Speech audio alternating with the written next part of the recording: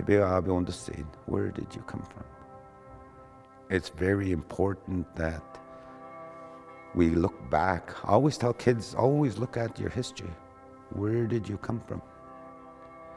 Where did you come from? And being out on that lake or being out camping somewhere, and the peacefulness of no cement, no fire trucks cruising by, no ambulances cruising by, no cars honking, no nothing. It's just peace and quiet. Talking with our elders about pre-contact, there was a lot more trees here. There was a lot more trees here. There was a lot more fish. There was a lot more everything. Everything was here. Everything was here. And as Anishinaabe people, we only take what we need. And when they came, it was like they took everything. They took everything. If they seen 1,000,000 trees over here that they could get all these redwood trees, they wouldn't just take what they needed. They would take all of them. It wasn't something that we could understand why they do that. We were just left to protect this. We were left to look after this. That's what we have to do, as that's our job, is to look after this land. And I think some of us take it for granted. We don't utilize that.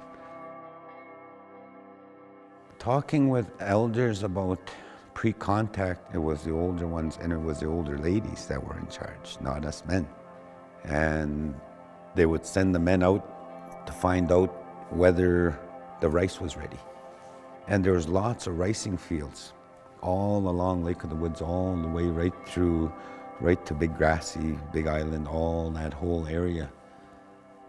And they would wait for that one individual to go out, and he would be in a canoe, and he would go out, and he would make sure that all these racing fields were ready to be picked. And once it was ready, he would come back and he would wave, or he would make a fire with lots of smoke.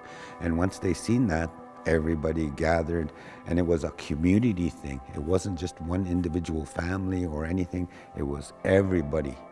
And there was time to pick rice. It was harvest time. And our elders, before contact, would be able to tell us, there's going to be a lot of rabbits this year. There's going to be a lot of rabbits this year. And because of that, there's going to be more lynx. They were able to see things because they were connected to that land.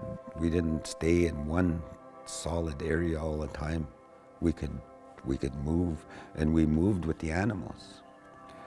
We moved out in the lake, and there's lots of islands out there.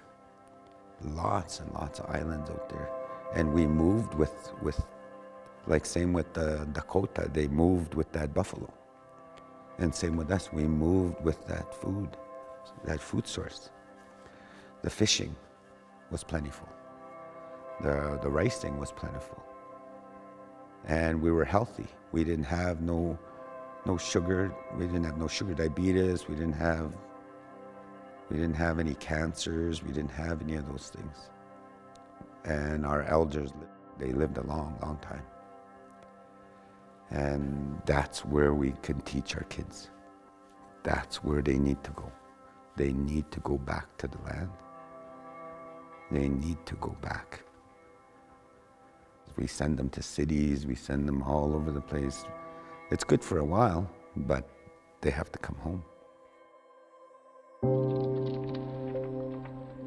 Long ago, everybody knew where they were going just by the constellations and the sun, where it was, the time, and those simple way of things are different, a lot different now. Everything is just fast. Everything wants to go 100 miles an hour, but they're not really going anywhere. But it's got to be faster.